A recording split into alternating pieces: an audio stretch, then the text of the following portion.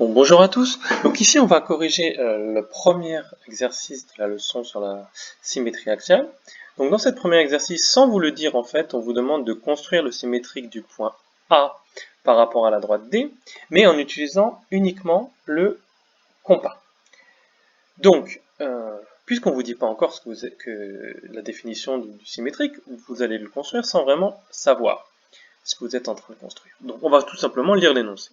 On nous dit placer le point A' de sorte à ce que la droite D soit la médiatrice du segment AA'.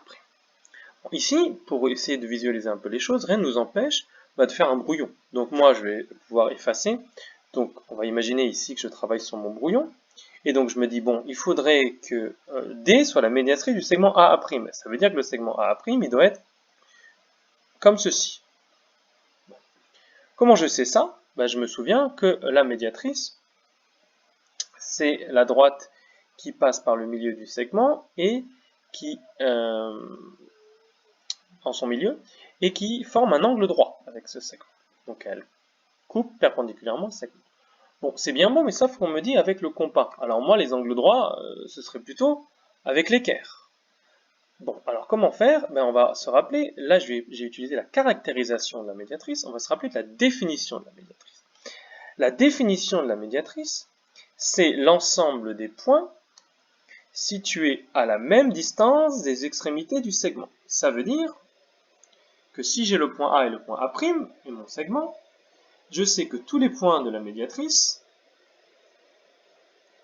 sont situés à la même distance des deux extrémités du segment. On peut prendre n'importe quel point, il sera situé à la même distance des extrémités du segment. Ah, très bien, ça m'intéresse, puisque avec le compas, je peux reporter des longueurs, et donc reporter des longueurs égales. Alors, comment faire? Eh bien, maintenant qu'on sait un peu ce qu'on va obtenir, on s'est rendu compte que pour pouvoir utiliser la définition, c'est-à-dire la médiatrice et l'ensemble des points situés à la même distance des extrémités, il va falloir placer des points sur cette médiatrice. Et c'est ce que je vais faire, on va placer 2 points sur la médiatrice, vraiment n'importe où, du moment qu'ils sont sur la médiatrice.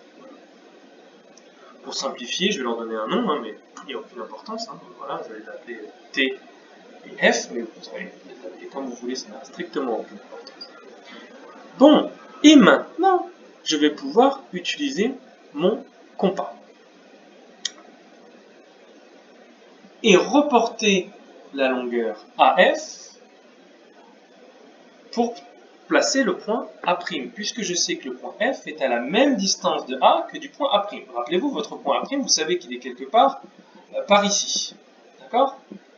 Bon, comment je vais faire? Avec mon compas, je prends la longueur AF, et puis je plante mon compas sur F et je trace un arc-cercle. Je fais pareil avec le point T, je veux récupérer la longueur AT, d'accord? La longueur AT qui est ici. Je pointe donc mon compas, la pointe de mon compas sur T, et puis je reporte la longueur AT, et je trace un autre arc-cercle. D'accord? Donc j'ai pas fait apparaître le compas, mais évidemment vous faites ça. Et du coup, mon point A', je sais qu'il est à la même distance de F que le point A.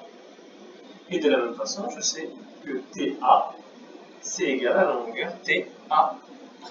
D'accord? Puisque j'ai utilisé mon compas. Donc, voilà. Évidemment, vous faites ça proprement, et ce n'est pas la peine de tracer ces segments-là. Évidemment, on ne trace que ce qui est utile. Donc ici, ça c'est la peine, ça c'est la peine. Voilà. On laisse juste ce dont on a besoin pour montrer qu'on a bien fait la construction, c'est-à-dire les deux arcs de cercle séquents. Voilà.